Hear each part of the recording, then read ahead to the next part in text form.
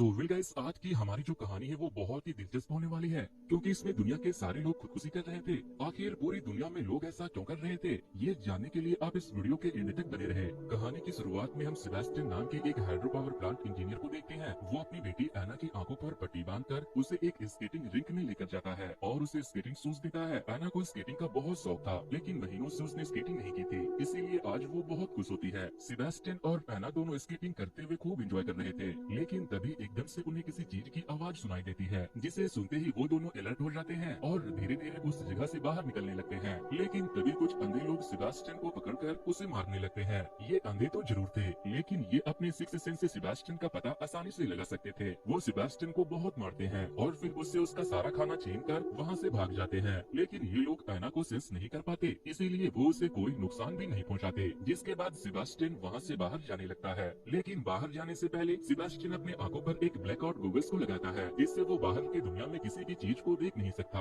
और ठीक वैसे ही एक गॉगल्स एना भी अपने आंखों पर लगाती है। वो लोग जब स्केटिंग रिंक से बाहर निकलने लगते हैं तो हम पूरे शहर में तबाही का मंजर देखते हैं, जहाँ पूरी दुनिया के सभी लोगों ने खुदकुशी कर लिया था। दरअसल पूरे शहर में कोई ऐसी एनर्जी घूम रही थी जिसे देखते ही लोग खुदकुशी कर ले रहे थे। इसीलिए सेबेस्टियन और उसकी बेटी एना ने अपने आंखों पर गॉगल्स लगाया हुआ था। सेबेस्टियन और एना की तरह ही बहुत सारे लोग अब उस एनर्जी से बचने के लिए अंडरग्राउंड हो गए थे, और जब उन्हें जरूरत पड़ती थी तो वो अपनी आंखों पर पट्टी बांधकर बाहर आते थे, ताकि वो उस एनर्जी के आंखों में ना देख ले। लेकिन वो एनर्जी कुछ लोगों के दिमाग के साथ खेलकर उसे अपनी आंखों से पट्टियों को हटाने के लिए मजबूर भी कर देता था। सेबेस्टियन इसी तरह गॉगल्स पहनकर आगे बढ़ रहा था, तभी उसे कुछ लोगों की आवाज सुनाई देती है। इसीलिए वो एना से कहता है कि तुम्हें जाकर चुपना होगा, और जब तक हमें ये पता न चल जाए कि वो अच्छे लोग हैं, तब तक तुम बाहर मत आना। इसके बाद सेबेस्टियन उन लोगों के पास जाकर उनसे कहता है कि मैंने 2 दिनों से कुछ नहीं खाया है और मैं अपने ठिकाने का रास्ता भी भूल गया हूँ, क्या तुम मुझे अपने साथ ले चलोगे? लेकिन वो लोग उसे अपने साथ ले जाने से मना कर रहे थे। फिर वो उनसे कहता है कि मैं एक इंजीनियर हूँ, मैं जहाँ पर काम करता था वहाँ पर जनरेटर है, अगर तुम मुझे अपने साथ ले चलोगे तो मैं तुम्हें जनरेटर तक पहुँचा सकता हूँ, ताकि हमें गर्मी और रोशनी मिल सके। तभी उन्हें वहाँ पर उस एनर्जी के आने का एहसास होने लगता है, इसीलिए वो लोग सेबेस्टियन को भी अपने साथ आने के लिए कहते हैं। उन लोगों ने आने जाने के लिए अपने शेल्टर तक एक रस्सी बांध रखी थी, ताकि वो रास्ता ना भूल जाए। उन लोगों ने जिस जगह पर अपना ठिकाना बनाया था वो एक बहुत बड़ी बस मैन्युफैक्चरिंग कंपनी थी, जहाँ पर वो एनर्जी नहीं पहुँच सकती थी। खैर वो लोग सेबेस्टियन को वहाँ मौजूद एक डॉक्टर के पास लेकर जाते हैं, क्योंकि स्केटिंग रिंक में उन अंधे लोगों से मार खाने के बाद सेबेस्टियन इंजर्ड हो गया था। डॉक्टर लिली सेबेस्टियन के आंखों पर टाके लगाती है। वो सेबेस्टियन का इलाज करने के बाद उसे खाना भी देती है। तभी सेबेस्टियन की नजर वहाँ मौजूद एक आदमी पर पड़ती है, जिसने अपने आप को उससे बचाने के लिए अंधा कर लिया था। हालांकि उसके पूरे परिवार ने भी उस एनर्जी को देखने के बाद खुदकुशी कर ली थी, जिसे याद करके वो बहुत दुखी होता है और अपने जिंदा होने पर अफसोस भी करता है। वो अंधा आदमी सेबेस्टियन को बताता है कि उन जीवों से भी बदतर कुछ ऐसे लोग हैं जो बिना पट्टी के घूमते हैं और उन जीवों का साथ देते हैं, ताकि लोग उस जीव को देखकर खुद को नुकसान पहुंचाए। फिर जब रात होती है तो वहाँ मौजूद सारे लोग एक बस में जाकर सो जाते हैं, लेकिन जब सुबह होने वाली थी तो सेबेस्टियन बस में मौजूद सारे लोगों को बस के पीछे बंद करके बस को चालू कर देता है। वो उन्हें अपने साथ उस जगह से बाहर ले जाने का सोचता है, लेकिन इसी बीच लिली उठ जाती है और सेबेस्टियन से पूछने लगती है कि वो ये क्या कर रहा है। लिली सारे लोगों को उठा देती है, जिसके बाद सारे लोग बस के केबिन के दरवाजे को तोड़कर सेबेस्टियन को ऐसा करने से रोकने की कोशिश करते हैं, लेकिन सेबेस्टियन उस जगह की दीवार तोड़कर बस को बाहर ले आता है और बाहर आते ही उस बस का एक्सीडेंट हो जाता है। खैर सारे लोग इस एक्सीडेंट में जिंदा बच जाते हैं, लेकिन तभी वहाँ पर वो एनर्जी पहुँच जाती है, जिसे देखने के बाद सबसे पहले वो आदमी खुद की जान ले लेता है, जिसने सेबेस्टियन को अपने साथ अपने ठिकाने पर ले गया था। जब वो आदमी मरता है तो उसके अंदर से एक एनर्जी निकलती है, लेकिन डॉक्टर लिली खुद को बचाने के लिए अपनी आंखों को बंद कर लेती है, जिसके बाद सेबेस्टियन जबरदस्ती उसकी आंखों को खोलकर उसे उस एनर्जी को दिखाता है और उससे देखने के बाद वो डॉक्टर भी खुदकुशी कर लेती है। इसी तरह सारे लोग मारे जाते हैं, मगर वो अंधा आदमी जिंदा बच जाता है, जो कि उस एनर्जी को देख नहीं सकता था।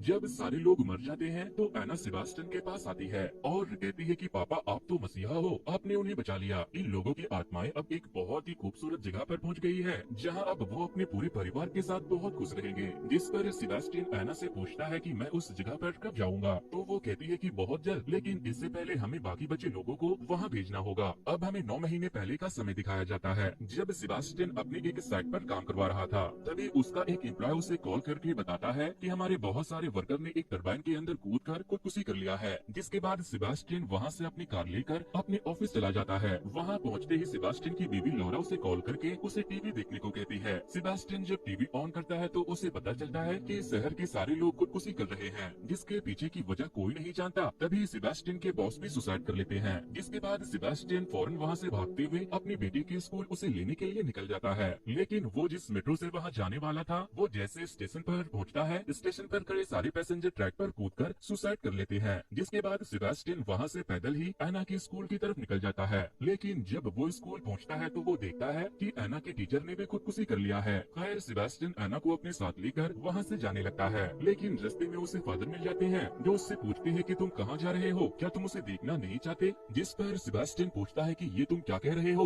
फादर कहते हैं कि मैं उसकी बात कर रहा हूँ जिसका इंतजार मैंने बचपन से किया है। हम नीच इंसानों की इतनी भी औकात नहीं है कि हम ईश्वर के आंखों में आंखें मिला सके, लेकिन अब जब ईश्वर के दूत हमारी धरती पर आए हैं तो हम इंसानों के लिए इससे बढ़कर और क्या हो सकता है। इतना कहकर फादर भी वहाँ से चले जाते हैं। और फादर के जाने के बाद सेबास्टियन अपनी बेटी को एक पेंडेंट देता है और उससे कहता है कि चाहे कुछ भी हो जाए इस पर से अपना ध्यान मत हटाना। और फिर एना को अपनी कोट उड़ाकर उस जगह से बाहर लेकर चला जाता है जहाँ लौरा यानी सेबास्टियन की वाइफ कार लेकर उन दोनों को वहाँ से ले जाने आई थी। लेकिन तभी एक कार लौरा को टक्कर मार देती है जिससे लौरा का वहीं पर काम तमाम हो जाता है। अब हमें वापस से प्रेजेंट का सीन दिखाया जाता है। सेबास्टियन एना के साथ शहर में जिंदा बचे हुए लोगों को ढूंढ रहा था। तभी उसे कुछ लोग दिखाई देते हैं। वो उन्हें देखते ही अपनी आंखों पर ब्लैकआउट गूगल्स लगाकर उनके तरफ बढ़ने लगता है। लेकिन तभी उनका पेट डॉग सेबास्टियन के ऊपर हमला कर देता है। जिसके बाद वो लोग सेबास्टियन से उसके बारे में पूछते हैं तो वो कहता है कि मैं एक इंजीनियर हूँ, मैं रास्ता भटक गया हूँ, अगर तुम मुझे अपने साथ ले चलोगे तो मैं तुम्हें जनरेटर के बारे में बता सकता हूँ। तभी वहाँ पर वो एनर्जी आने लगती है। जिसके बाद वो लोग उसे अपने साथ अपने ठिकाने पर लेकर जाते हैं जो कि एक बॉम्ब शेल्टर था जहाँ पर वो एनर्जी नहीं पहुँच सकती थी। सेबास्टियन वहाँ पर एक बच्ची को देखता है जिसका नाम सोफिया था जो कि एक जर्मन लड़की थी। डॉक्टर क्लैरी जो कि इस सेंटर में रह रही थी, वो एक स्टोर से सोफिया के लिए चॉकलेट लूट कर लाई थी। वहीं राफा सेबास्टियन को शहर का मैप दिखाकर उससे पूछता है कि जनरेटर कहाँ है। जिस पर सेबास्टियन कहता है कि वहाँ कोई जनरेटर नहीं है, मैंने तो बस तुम लोगों के साथ यहाँ आने के लिए झूठ बोला था क्योंकि मैं अकेला था। ये सुनते ही राफा उसे मारने लगता है। लेकिन तभी क्लैरी वहाँ आकर उसे छोड़ने को कहती है, लेकिन राफा नहीं सुनता। जिसके बाद सोफिया राफा को रोकने की कोशिश करती है। जिस पर राफा कहता है कि तुम क्या कह रही हो, मुझे कुछ भी समझ नहीं आ रहा। राफा को जर्मनी समझ नहीं आती थी लेकिन सेबास्टियन को आती थी, इसीलिए वो उससे कहता है कि वो कह रही है कि तुम मुझे मत मारो। जिसके बाद क्लेरी सेबास्टियन से कहती है कि अगर तुम जर्मन जानते हो तो इससे पूछो कि इसकी फैमिली कहाँ है। सेबास्टियन उससे उसके परिवार के बारे में पूछता है तो वो बताती है कि मैं और मेरी मॉम छुट्टियां मनाने क्रूज शिप पर जाने वाले थे, लेकिन तभी भगदड़ मच गई। फिर मैंने बहुत सारे लोगों को पानी में कूदते हुए देखा। जिसके बाद मेरी मॉम मुझे लेकर एक वैन में आ गई और फिर मॉम ने उस वैन के शीशों को चारों तरफ से कवर कर दिया और फिर रेडियो ऑन किया जहाँ पर किसी न्यूज एंकर ने खुद को जिंदा रखने के लिए एक सेफ जगह पर आने को कहा जो कि पहाड़ों पर थी। क्लेरी पूछती है कि वो कौन सा पहाड़ है। जिसके बाद सोफिया दीवार पर एक पहाड़ के ऊपर एक किले के ड्राइंग को बनाती है। फिर क्लेरी उससे पूछती है कि हम उस पहाड़ तक कैसे पहुंच सकते हैं। जिसके बाद सोफिया उस पहाड़ से लगे एक केबल कार को बनाती है जिसे देखकर इजाबेल जो अपने पति रॉबर्टो के साथ वहाँ पर थी, वो समझ जाती है कि ये मोनियाक के पहाड़ों के बारे में बात कर रही है। फिर क्लेरी उससे पूछती है कि तुम उस पहाड़ पर क्यों नहीं गई, तो वो बताती है कि मेरी मॉम मेरे और अपने आंखों पर पट्टी बांधकर उस पहाड़ की तरफ बढ़ रही थी, लेकिन रास्ते में चलते वक्त बहुत सारे लोग हमसे टकराने लगे जिससे कि मैं गिरकर अपनी मॉम से अलग हो गई। जिसके बाद राफा कहता है कि हमें भी उस जगह पर जाना चाहिए। वैसे राफा एक डॉग ट्रेनर था। सेबास्टियन भी राफा की बात पर एग्री करता है, लेकिन तभी रॉबर्टो कहता है कि मोनियाक यहाँ से बहुत दूर है, अगर हमने वहाँ जाने का सोचा भी तो हमारी मौत पक्की है, इसीलिए हमें यहीं रहना चाहिए। जिस पर सेबास्टियन कहता है कि एक न एक दिन हमारा खाना खत्म हो जाएगा और हम सब वैसे भी मर जाएंगे, जिंदा रहने के लिए हमें यहाँ से बाहर निकलना ही होगा। जिसके बाद क्लेरी कहती है कि ये ठीक कह रहा है, हम इंसान हैं, आखिर इस तरह से यहाँ पर कितने दिनों तक रह पाएंगे। जिसके बाद वो लोग वहाँ से बाहर निकलने के लिए तैयार होने लगते हैं। राफा अपने डॉग के आग पर पट्टी बांध देता है और फिर वो लोग वहाँ से पहाड़ी की तरफ जाने के लिए निकल जाते हैं। लेकिन रात होने पर वो लोग एक जगह पर रुकने का फैसला करते हैं और जब सब सो रहे थे तो सेबास्टियन राफा के डॉग्स की रस्सियाँ आधी से ज्यादा काट देता है। नेक्स्ट डे जब वो लोग वापस से पहाड़ी की तरफ जाने के लिए निकलते हैं तो हम एना को भी सेबास्टियन के साथ देखते हैं। एना सेबास्टियन से कहती है कि वो आ गए। जिसके बाद सेबास्टियन अपने आंखों पर से गॉगल्स हटा देता है और तभी राफा के डॉग्स भौंकने लगते हैं। इस दौरान सभी लोगों को उनके परिवार वालों की आवाज सुनाई देती है जो उनसे कह रही थी कि अपनी आंखों से पट्टी हटाकर देखो, हम आ गए हैं। तभी कुत्तों की रस्सियां टूट जाती है और वो कुत्ते वहाँ से भागने लगते हैं। राफा अपने कुत्तों को ढूंढते हुए उनके पीछे जाता है। वहीं सोफिया को उसकी मॉम की आवाज सुनाई दे रही थी, इसीलिए वो अपनी आंखों की पट्टियों को हटाने वाली थी, लेकिन तभी ऑक्टेविया उसे आकर पकड़ लेता है। वहीं राफा को ऐसा लगता है कि शायद कोई उसके डॉग को मार रहा है, इसीलिए वो अपनी आंखों से जैसे ही पट्टी को हटाता है उसे वो एनर्जी दिख जाती है, जिसे देखते ही वो सुसाइड कर लेता है और फिर उसके कुत्ते भी उस एनर्जी को देखकर भौंकने लगते हैं। जिसके बाद रॉबर्टो कुत्तों को अपने पास लाने की कोशिश करता है, लेकिन वो उसे काट लेते हैं। जिसके बाद ऑक्टेविया जल्दी जल्दी सबको एक घर में छुपने के लिए अंदर बुला लेता है। सेबास्टियन भी उन लोगों के साथ अंदर चला जाता है। क्लेरी और बाकी के लोग भी राफा के मरने के बाद बहुत ज्यादा डर जाते हैं। ऑक्टेविया सबसे कहता है कि वो जो कुछ भी है उसे हमारी कमजोरी का पता है, इसीलिए वो हमारे दिमाग के साथ खेलकर हमारी पट्टियां उतारने के लिए मजबूर कर रहा है। सोफिया भी बहुत डरी हुई थी, इसीलिए सेबास्टियन उसे एना का वो पेंडेंट दे देता है और उसे उस पर भरोसा करने को कहता है। थोड़ी देर के बाद एना सेबास्टियन से मिलने के लिए आती है और उससे कहती है कि वो पेंडेंट मेरा था, आपने उसे क्यों दे दिया? वो आपकी बेटी नहीं सिर्फ एक रूह है। तभी वहाँ पर क्लेरी आ जाती है और उसके आते ही एना वहाँ से गायब हो जाती है।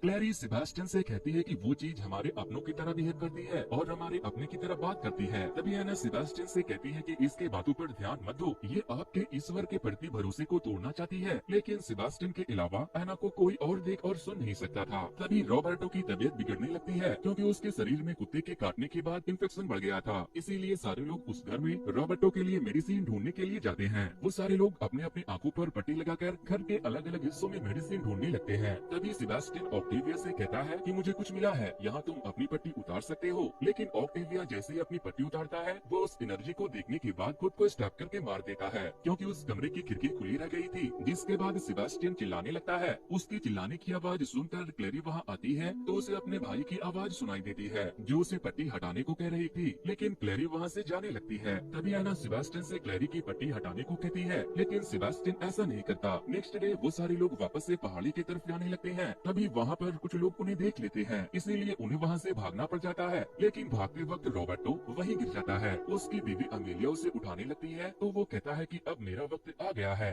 वहीं सेबास्टियन इस बार क्लेरी और सोफिया को खींचकर एक बिल्डिंग में लेकर चला जाता है। जिसके बाद क्लेरी को सेबास्टियन के ऊपर शक होने लगता है क्योंकि वो बिना कुत्तों और रस्सियों के बड़े ही कॉन्फिडेंस के साथ उन्हें वहाँ ले आया था। इसीलिए वो उसके गूगल्स को चेक करती है तो उससे पता चलता है कि वो उसके आर पार देख सकता था। क्लेरी उसके ऊपर बहुत गुस्सा करने लगती है और कहती है कि आखिर तुम हम सबको मारना क्यों चाहते हो? जिस पर वो कहता है नहीं ऐसा नहीं है, क्या तुमने देखा नहीं अभी मैंने तुम्हारी जान बचाई थी। इस दौरान एना बार बार सेबास्टियन को दरवाजा खोलने को कह रही थी, इसीलिए वो एना के ऊपर चिल्लाने लगता है। वहीं रॉबर्टो और अमेलिया एक दूसरे की पट्टी को हटाकर उस एनर्जी को देखने के बाद खुदकुशी कर लेते हैं। क्लेरी सोफिया को लेकर सेबास्टियन से बचने के लिए उस बिल्डिंग के छत पर भाग जाती है, लेकिन आंखों पर पट्टी बंदी होने की वजह से गलती से क्लेरी बिल्डिंग के एक फ्लोर नीचे गिर जाती है। खैर उसे कोई भी इंजरी नहीं होती। जिसके बाद सेबास्टियन सोफिया के पास आता है। तभी एना भी वहाँ आती है और वो सेबास्टियन से सोफिया की पट्टी को हटाने को कहती है, लेकिन जब सेबास्टियन सोफिया की आंखों से पट्टी हटाने लगता है तो उसे एना के सर से खून बहते हुए दिखता है। जिसके बाद वो सोफिया की पट्टी हटाने से मना कर देता है और फिर सोफिया को गले लगाकर उससे माफी मांगने लगता है।